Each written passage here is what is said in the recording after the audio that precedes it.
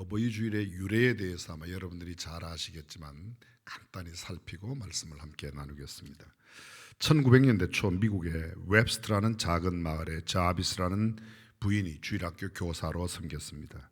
모든 학생들은 어머니 같은 이 자비스 선생님에게 큰 은혜를 받고 존경했습니다. 그 자비스 부인 선생님이 병으로 세상을 떠나자 학생들은 그 선생님을 기념하면서 교회로 함께 모여왔습니다. 특히 그 자비스 선생님의 딸 되는 안나는 뜰에 핀 하얀 카네이션을 한아름 안고 와서 어머니의 묘소에 드리며 어머니를 추념했습니다. 매년 이런 행사가 계속되면서 많은 사람들이 이에 따랐고 안나는 그 후 어머니를 잘 모시자는 운동을 벌여 드디어 1904년 시애틀에서 어머니날 행사를 처음으로 개최했습니다. 이날에 많은 어머님이 돌아가신 분들은 하얀 카네이션을, 어머님이 아직 살아계신 분들은 붉은 카네이션을 가슴에 달고 또는 함께 드리기도 했습니다. 미국 의회에서 5월 두 번째 주일 일요일을 어머니 날로 정식으로 채택하기에 이르렀고, 어머니가 살아계신 사람은 붉은 카네이션을, 어머니가 돌아가신 사람들은 가슴에 하얀 카네이션을 단 것이 어머니 날의 유래입니다. 우리는 5월 8일 날을 어버이날로 지키는데 미국은 6월 세 번째 주일 날을 아버지 날로 따로 나누어서 지켜납니다. 우리나라에서는 1956년 5월 8일 어머니 날로 지정하고 기념해 오다가 1973년 3월 30일 대통령령으로 정해서 그 이듬해인 74년부터 어버이날로 매년 5월 8일을 기념하여 지킵니다. 이 카네이션의 꽃말이 뭔가 하면 열렬한 사랑이라고 합니다. 그래서 빨간 카네이션은 건강을 비는 사랑으로, 하얀 카네이션은 돌아가신 어버이를 슬픔으로 애도하는 마음으로 그렇게 카네이션을 달았다고 합니다.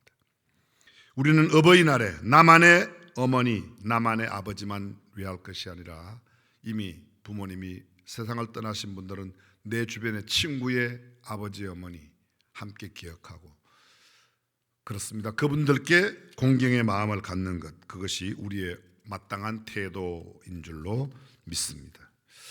일제강점기에 이흥렬이라는 음악에 남다른 재능이 많은 청년이 있었습니다. 그는 재능이 있는 음악 공부를 위해서 일본으로 유학을 떠나죠. 그러나 작곡을 위해 피아노가 반드시 있어야 된다는 사실을 깨달으면서 피아노를 살 수 없는 어려운 형편에 있던 그가 음악 공부를 더 이상 할 수 없게 되자 어머니한테 편지를 씁니다. 내가 피아노가 없어 더 이상 작곡 음악 공부를 할 수 없게 되어 귀국하려고 한다고 편지를 썼습니다. 한편 어머니는 혼자 몸으로 유학 간 아들 뒷바라지를 하느라 가진 것도 없었지만 조금씩 늘어난 빚만 고스란히 안고 있었는데, 아들의 편지를 받고 새벽부터 땅거미가 질 때까지 동네 근처 원거리 건거리 가까운데 먼데 할 것 없이 온 산을 다니면서 솔방울을 줍기 시작했습니다. 그래서 10개, 100개, 1000개, 10,000개, 10만 개, 100만 개 솔방울을 주어 팔아서 거금 400원을 모았습니다. 400원 그러면 지금 잘 이해가 안 되지만 쌀 한 가마니에 13원이었으니까 얼마나 되는지 굉장히 큰 돈이라는 걸 알 수 있습니다.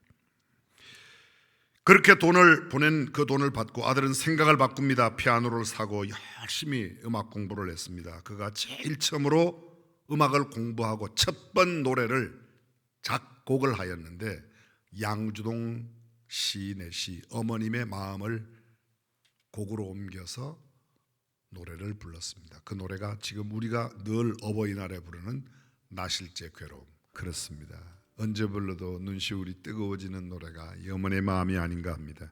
제2차 세계대전을 승리로 이끈 윈스턴 처칠이 세계적인 인물로 부상했을 때 영국의 한 신문사가 유치원 때부터 대학까지 윈스턴 처칠을 가르쳤던 모든 선생님과 교수들을 조사해서 위대한 스승들이라는 제목으로 특집 기사를 냈습니다. 그 기사를 읽은 처칠은 신문사에 자신의 마음을 담은 짤막한 편지 한 통을 보냈습니다.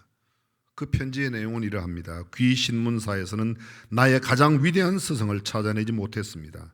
그분은 바로 나의 어머니이십니다. 어머니는 제 인생의 나침반이셨습니다. 미국의 전 레이건 대통령 어머니날 특집 프로에 출연해서 어머니의 사랑을 이렇게 표현했습니다. 나에게 가장 큰 영향을 끼친 인물은 바로 나의 어머니 넬리 레이건 여사입니다. 어머니는 가장 훌륭한 스승입니다. 오늘날 우리 사회를 지탱하는 힘은 바로 어머니의 사랑이라고 이야기했습니다. 역사적인 인물 뒤에는 끊임없이 누구에게도 똑같이 한결같은 위대한 어머니의 헌신과 희생과 봉사가 있었다는 겁니다. 미국의 보스턴에서 실제로 있었던 이야기입니다. 1920년대 신학기가 되었는데 학교에 선생님이 부임하지를 못했습니다. 아이들은 학교에 등교했지만 선생님이 없었습니다. 그 광경을 바라본 한 노인이 안타까운지 선생님이 어디 계신지 아는가? 지금 곧장 집으로 돌아가라고. 그대들을 맞으러 보선발로 뛰어나오는 사람이 바로 그대들을 가르칠 위대한 스승이라고 그랬습니다.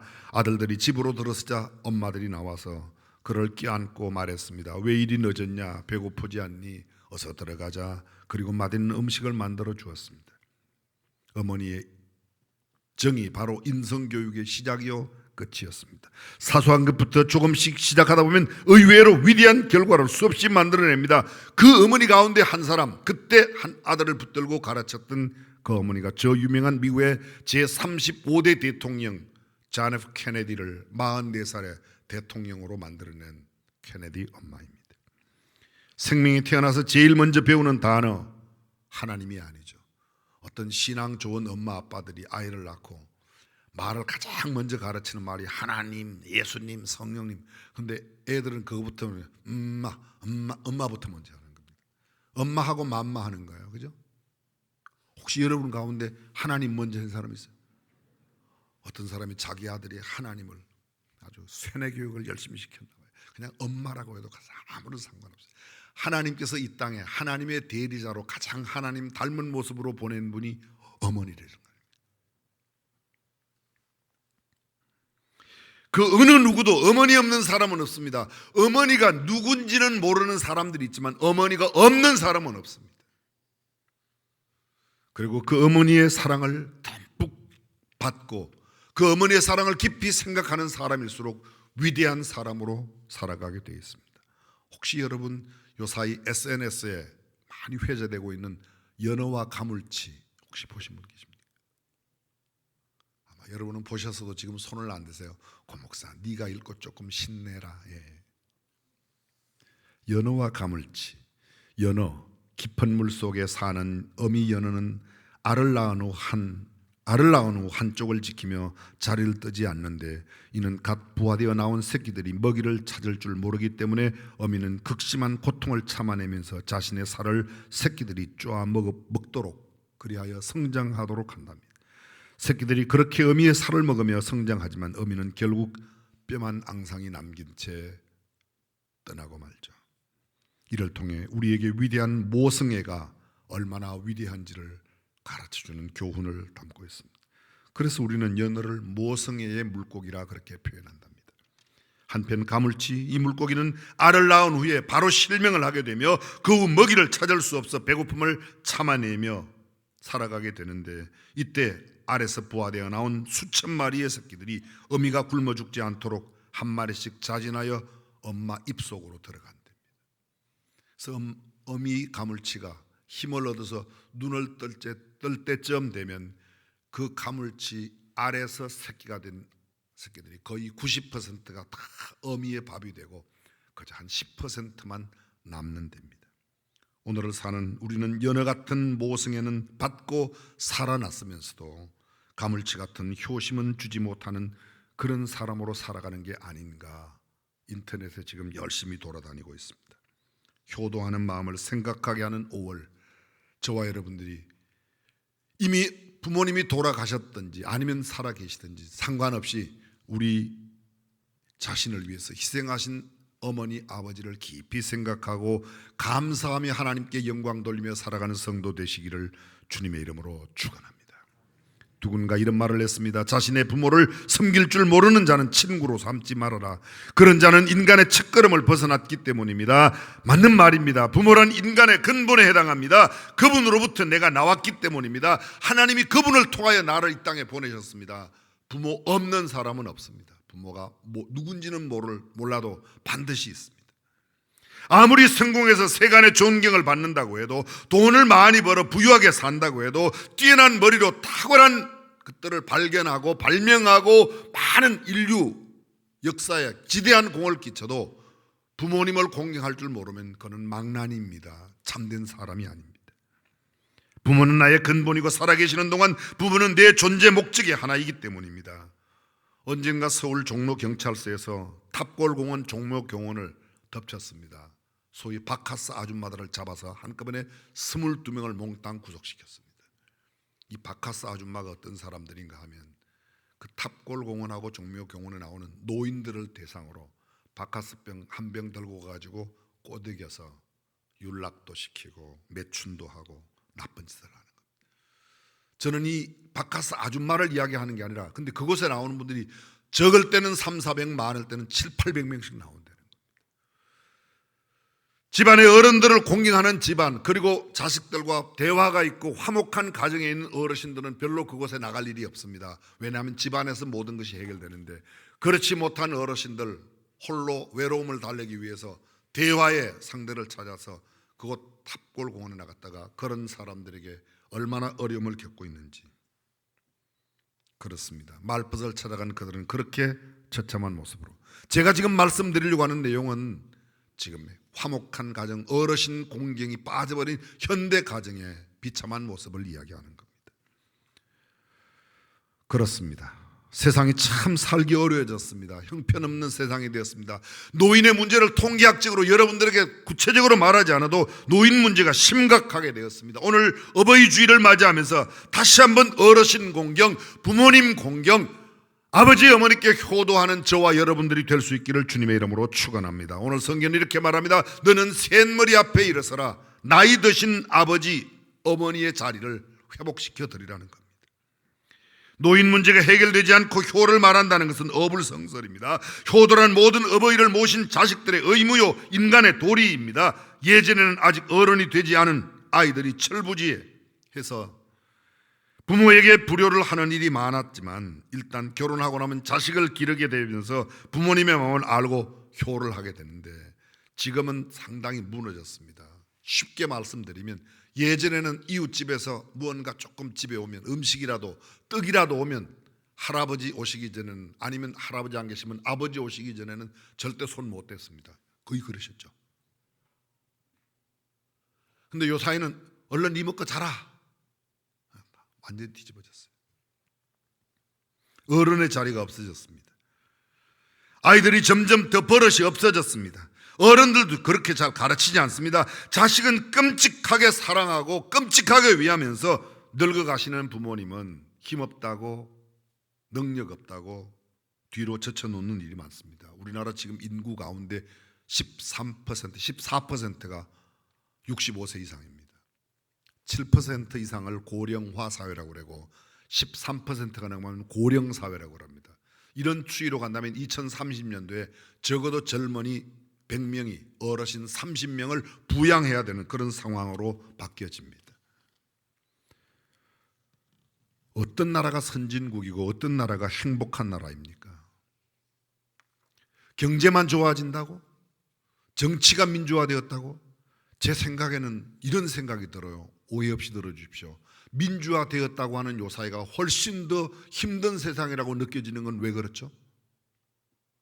저는 절대로 독재주의나 무슨 공산주의나 사회주의를 그리워하는 그런 표현이 절대로 아닙니다. 근데 민주화되었다고 하면서 우리의 윤리와 도덕은 훨씬 더 민주화되지 못했고 오히려 퇴보하고 있습니다.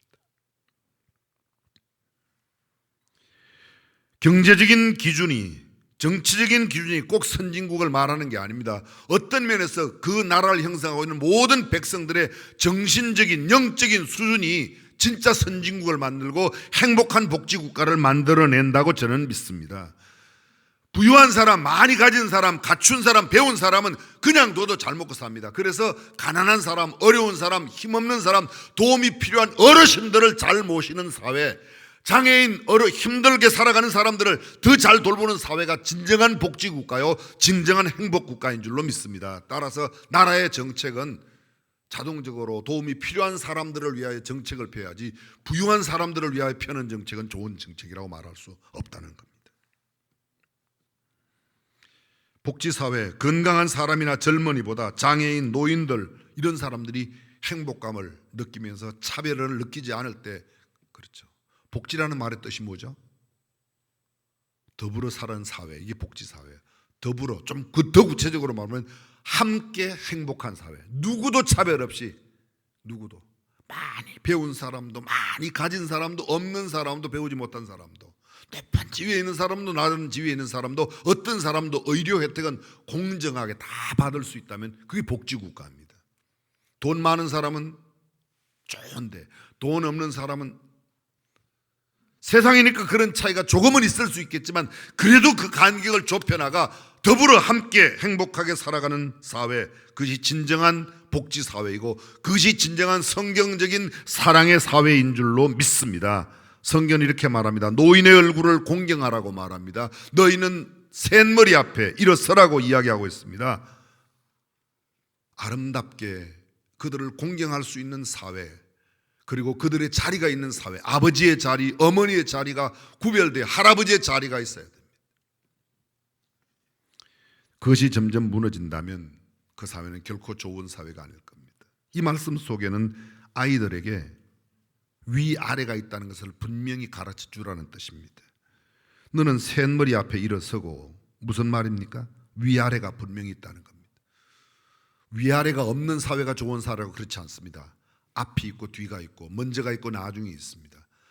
할아버지가 계시고 아버지가 오시고 내가 오고 아들이 오고 손자가, 순서가 있습니다.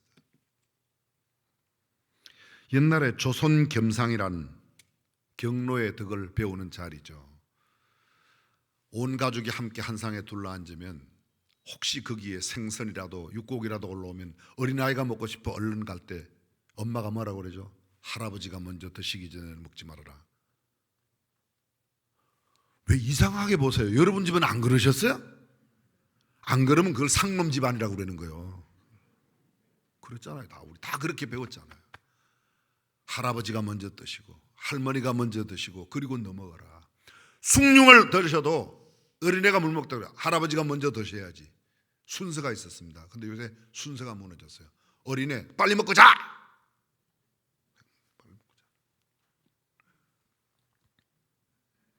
노인이 얼마나 지엄한가 뼈에 스며도록 배우는 것이 예전에 가정제도 안에 있었습니다. 그런데 오히려 편리하게 아주 편의주의적으로 살아가는 현대인들의 가정이 이게 오히려 무너지고 있습니다. 노인들은 육체적으로 무기력한 존재, 쓸모없는 존재로 치부되고 있습니다. 노약자석, 그래도 예전에는 지켜졌어요. 그죠? 근데 지금은 노약자석에 젊은 애들이 앉아갖고 눈 지그시 감고 어르신이 앞에 있어도 안 돼. 그래서 이게 뭐냐? 요새 어떤 사람이 노약자석이 뭔지 아세요? 그 뭐냐 물었더니 노련하고 약삭 빠른 사람이 앉는 자리가 노약자석이에요.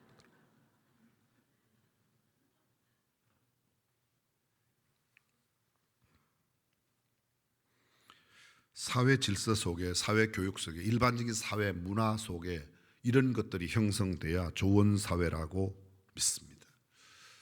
10년이면 강산도 변한다고 그러는데요. 10년 어떻게 보면 굉장히 긴 세월 같지만 지나놓고 보면 금방 지나가요. 그죠? 어제 아침 교직원 경건회를 하고 함께 회의를 하는데 교육자들에게 40년 전, 50년 전 이런 이야기를 하다 보니까 40년 전, 50년 전에 전혀 태어나지 않았던 분이 우리 교회 목사님으로 계시고 전도사님으로 계시더라고요. 저는 지나간 40년, 50년이 엊그제 같은데, 물론 여기 저보다 연세 많으신 어르신들이 굉장히 많이 계십니다. 홍 장로님에 비하면 저는 아직도 젊은 청년이에요. 그죠? 우리 원로 목사님이면 저는 아직도 애들이에요. 근데 제가 우리 손주에 비하면 상당히 어른이에요. 아세요 그거? 질서가 있습니다. 앞뒤가 있습니다. 선후가 있습니다. 상하가 있습니다. 성경적이고 신앙적인 삶의 원리가 무엇인가? 굳이 유교식으로 표현 장유유서 순서가 있다는 거예요. 이런 질서가 지켜지는 사회에 자라는 아이들이 미래가 행복한 사회를 만들고 그들의 삶도 행복하게 될 줄로 믿습니다. 서울에 가면 중앙청 옆에 효자동 아시죠? 효자동 들어는 보셨죠? 그게 왜 효자동인가? 동네가 효자동으로 이름 짓게 된 그 유래가 있습니다. 어떤 할아버지가 주무시다가 실수로 손자를 이불 밑에 깔아 그만 그 손자의 생명이 끊어졌습니다. 몰래 죽은 아이를 안고 나와 남편에게 온 그 집 며느리 자초지종을 남편에게 다 이야기합니다. 남편이 이야기를 듣고 그 죽은 아들 어린 아들 따귀를 때리면서 이놈아 네가 그렇게 할아버지를 근심시키면 어떡하냐. 사실은 할아버지 몰래 나왔는데 따귀를 때렸더니 애가 재채기를 하면서 벌떡 살아나더래요.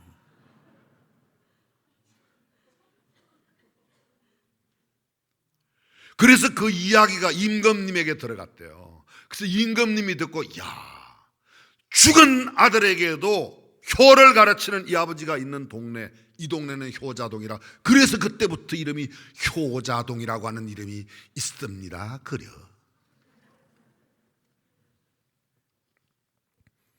하나님은 십계명을 통해서 우리에게 이렇게 말씀하십니다. 내 부모를 공경하라. 그리하면 너의 하나님 나 여호와가 내게 준 땅에서 내 생명이 길리라. 그렇습니다.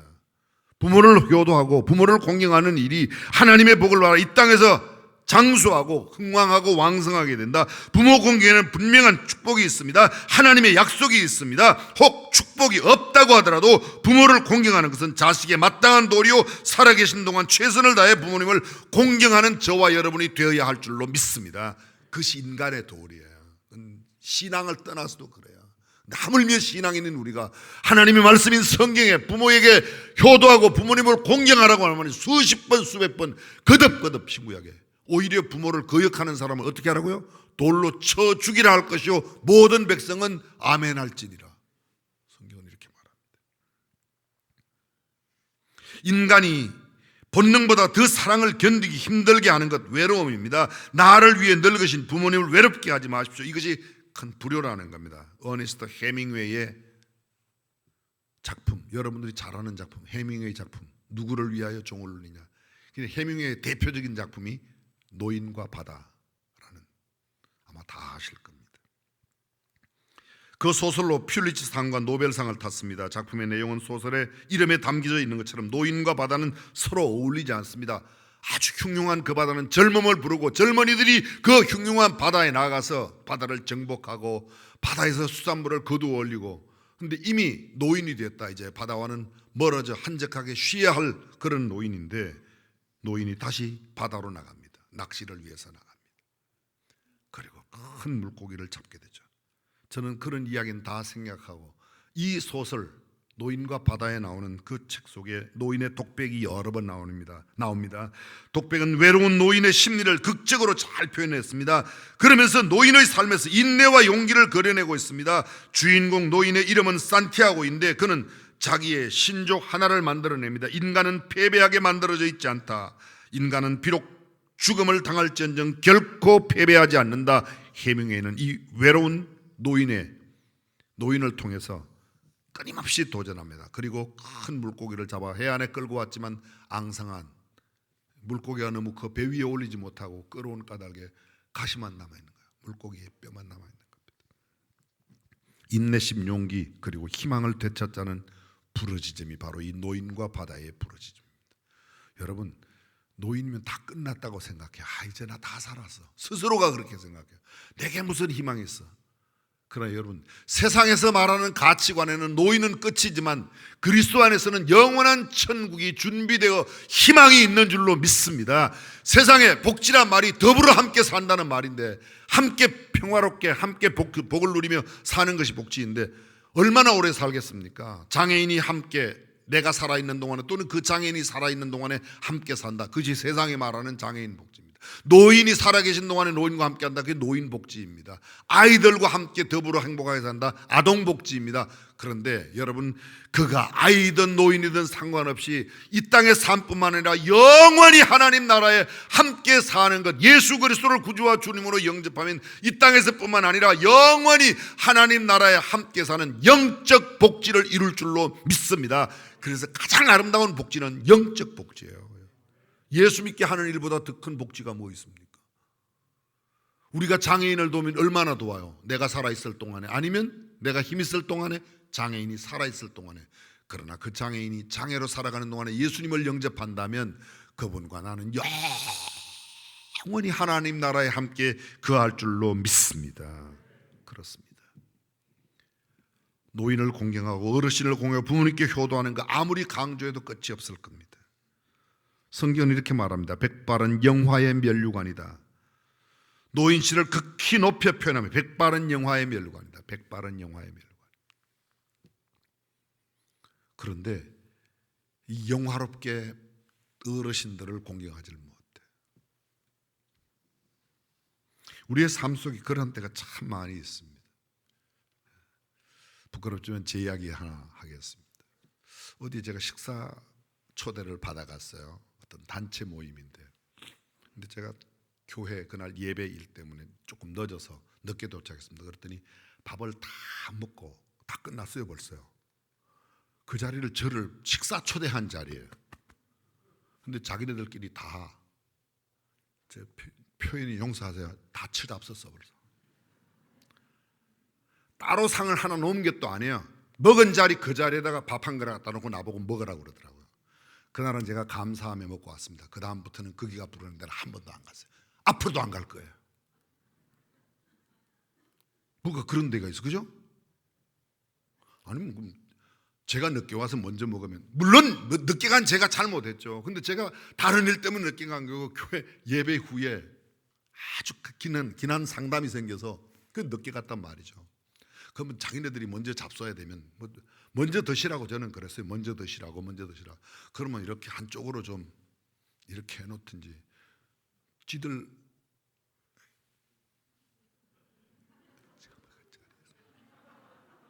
그 자리에다 바깥에 놓고 나보면 뭐라고. 그 다음부터는 제가 안 가죠.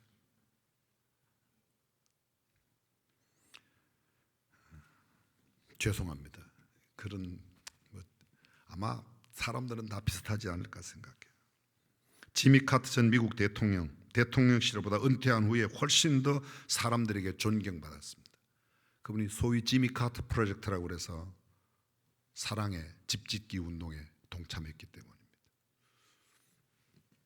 제가 오산에 있었을 때 이게 지미 카터 JC 프로젝트라고 그래서 지미 카터 프로젝트로 집을 오산에서 땅도 내겠다 전부 다 이야기했습니다. 오산시에 잘 이야기가 안 되는 겁니다.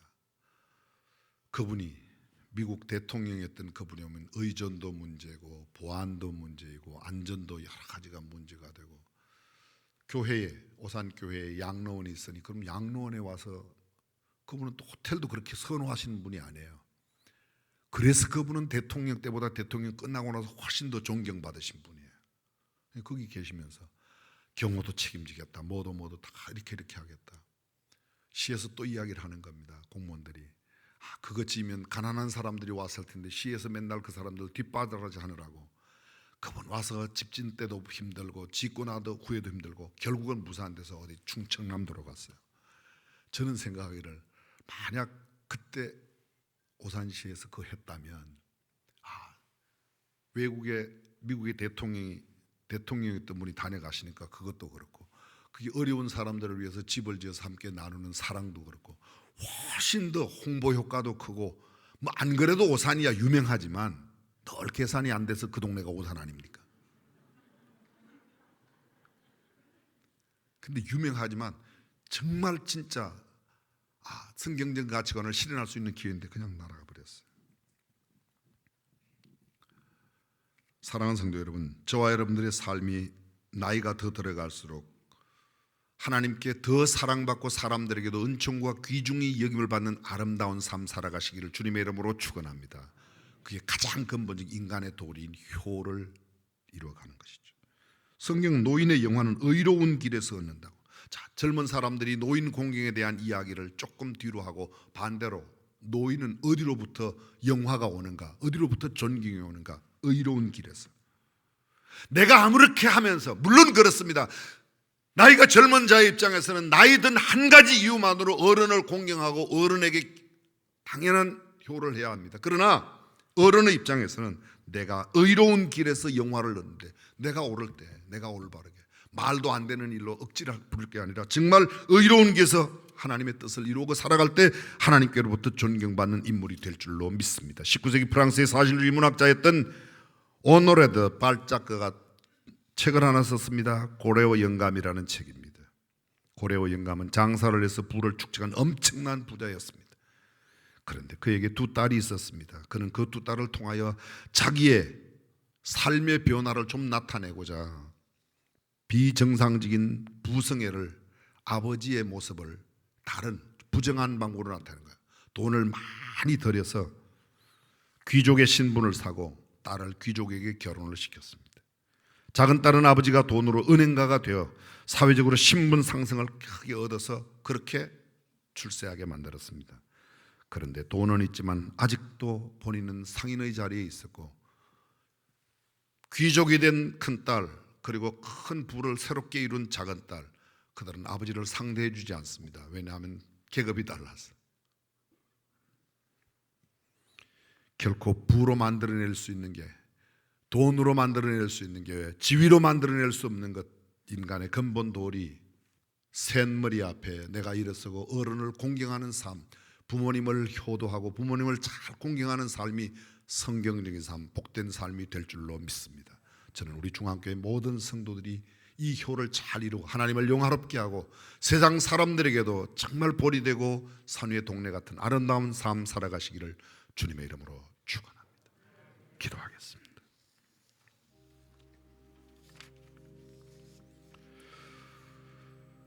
하나님의 말씀은 우리에게 이렇게 말씀하십니다. 내 부모를 공경하라. 그리하면 너의 하나님 나 여호와가 네게 준 땅에서 내 생명이 길리라.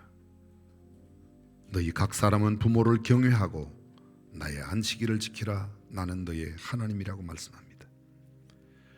부모를 경홀히 여기는 자는 저주를 받을 것이라 할 것이요 모든 백성은 아멘 할지니라. 그렇습니다. 내 부모를 즐겁게 하며 내 낳은 어미를 기쁘게 하라. 성경은 수없이 강조하고 있습니다.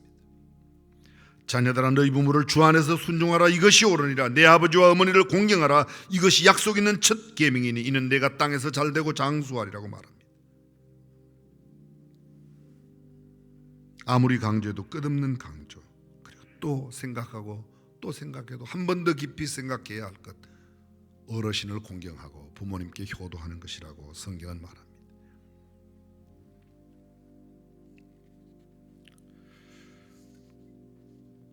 전능하신 우리 하나님, 오늘 어버이 주일을 맞아 저희들이 하나님 앞에 예배하며 다시 한번 우리를 이 땅에 나게 하심에 주께서 통로로 이용하신 부모님을 생각합니다.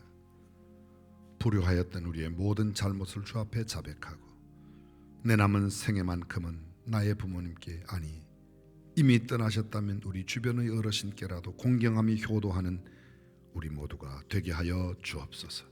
그리하여 수많은 사람들이 우리의 삶과 우리의 인격, 우리의 언어와 행동을 바라보고 주님을 찾게 되는, 주님을 만나게 되는 귀한 역사가 있게 하옵소서. 우리 주님 예수님의 이름으로 기도합니다. 아멘.